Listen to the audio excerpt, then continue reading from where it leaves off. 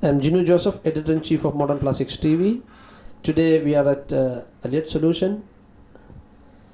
Mr. Ramesh, welcome to Modern Plastics TV, and we would like to explore what your journey and about your company to our viewers. Thank you so much for your time and effort for this. Mr. Ramesh, thank you so much for being with us, and it is my pleasure. Back again at your office. Could you please tell our viewers about Reelected Solution and which are the companies you represent? Thanks, Gino. It's a pleasure to be here with you today. With respect to my company, Reelected Solutions, I started this company in 1995. Started it from my bedroom. And over the period of 23 years, we have grown now with multiple agencies.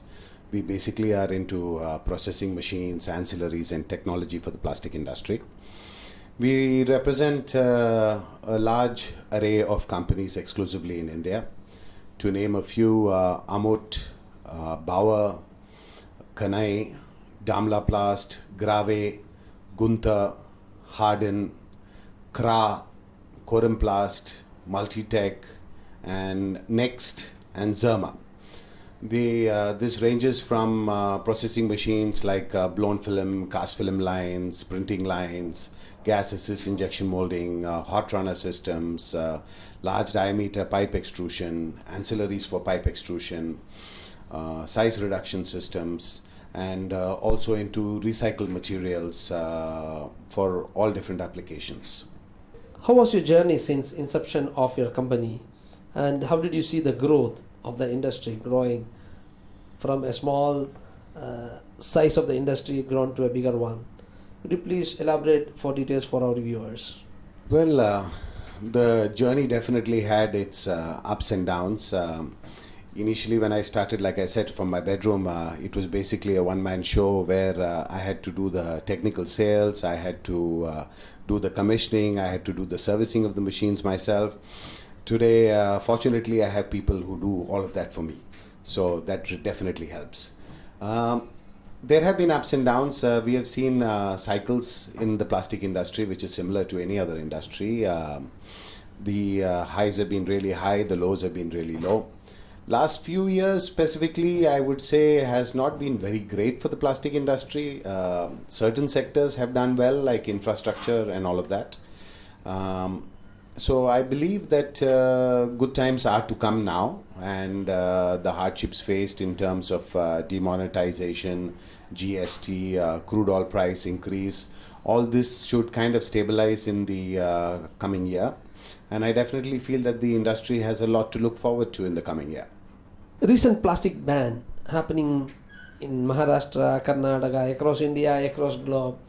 What is your comment on this, and how do you see this ban? As many says it is difficult time for plastic industry, some says it is good the ban is happening. What is your opinion and feedback on this?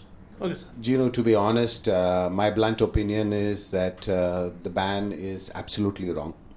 It's not something that even done has been implemented properly. See, banning something is not the solution. The most advanced countries in the world have not banned plastics. Plastics is actually an eco-savior when you compare it to all the other traditional materials that it has replaced.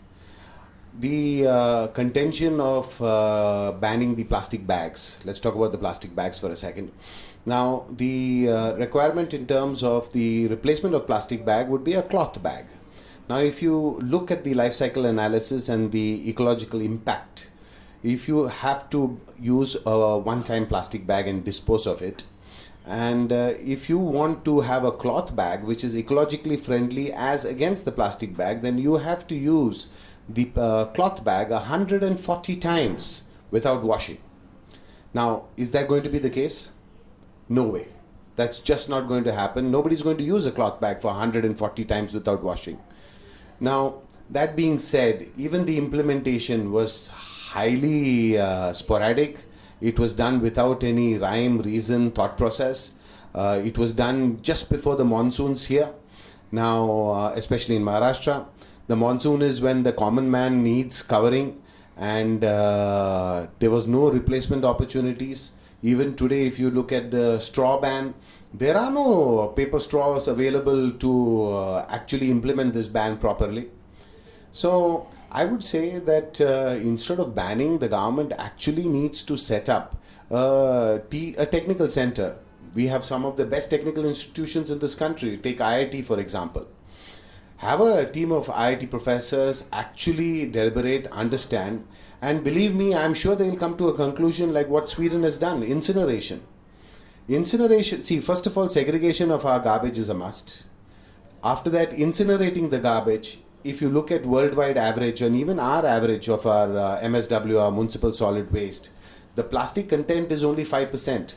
And this 5% plastic will actually act as a fuel to incinerate the rest of the municipal solid waste. Now, I think this would be the right apt measures that we should take. And plastics unfortunately has become the scapegoat because it is has less density and it's the visible aspect in terms of waste.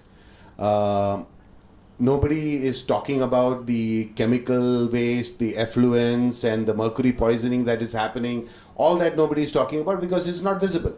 Plastic has become the scapegoat, and unfortunately the government seems to think that belling the cat in terms of plastics as a bad thing actually helps enhance their reputation and their image, and I think this is an absolute wrongdoing. The social stigma is the littering aspect. If we change our personalities in terms of littering, I think this will go a long way in terms of handling plastics and segregating plastics. It is nice to know that at least some more people are with me.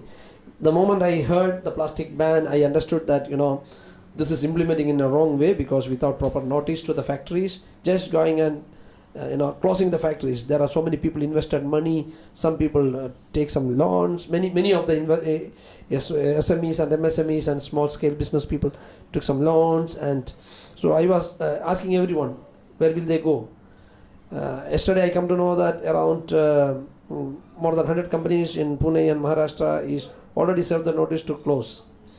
So this is again a problem of, as you said, without planning, implementation. So my question is, we talked about waste segregation. You travel to so many countries. Also, our politicians, almost all of them travel to all the countries. And what is the solution we should give to solve this problem? That's right. There's a little difference between the politicians traveling and me traveling. I say this with a bit of humor, but my trips are not junket trips and sightseeing trips. I actually travel on work. So as far as I have seen, we need to have stringent laws in place in terms of littering. Take Singapore for example. There is no littering in Singapore. Even you and I, when we go to Singapore, we dare not litter, though we may be littering right here in India. Because if we litter there, it's a $500 fine. And so we change. The minute we land into Singapore, we don't litter. So I believe that that aspect has to be brought in. So you have stringent fines for that. Then in terms of if the segregation is done properly, what happens is the recycling becomes a much easier process, because the maximum amount of manpower required is for segregation. Now, also, it would be nice to have certain government regulations into place.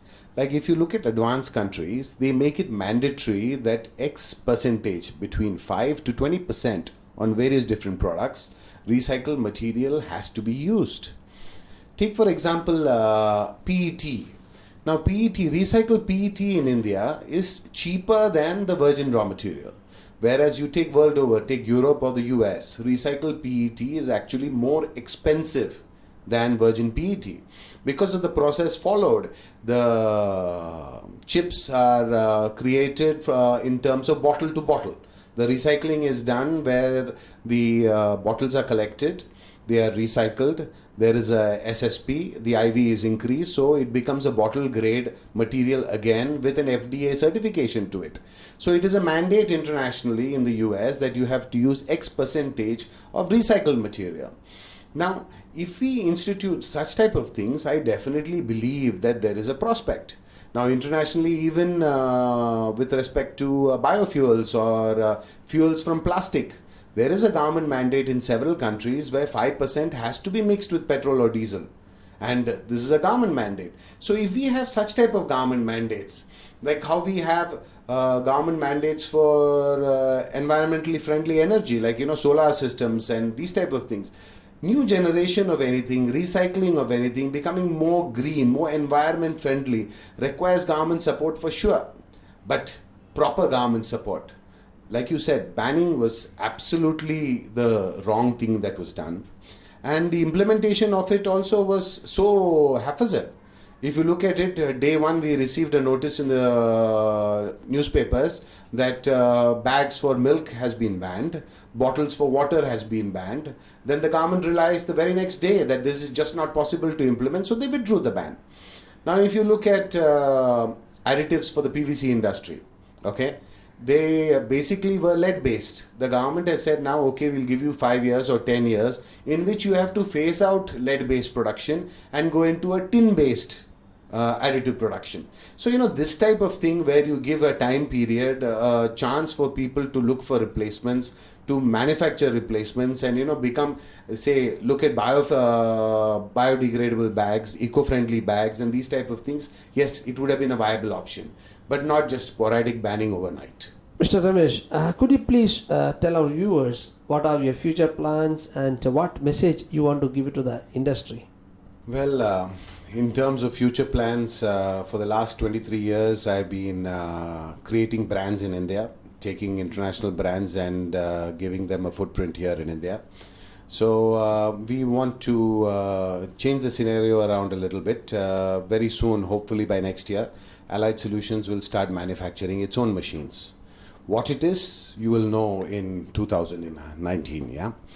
And in terms of message to the industry, I believe the next decade is going to be golden years for the plastic industry, especially in the fields of infrastructure, automotive, and construction. And I feel, of course, recycling too. So I feel that the industry should heavily focus on this. And like I said, golden years are ahead. Thank you so much for being with Modern Plastics TV. We wish you all the success. Have a wonderful time. Thank you, Jimmy. It was a pleasure.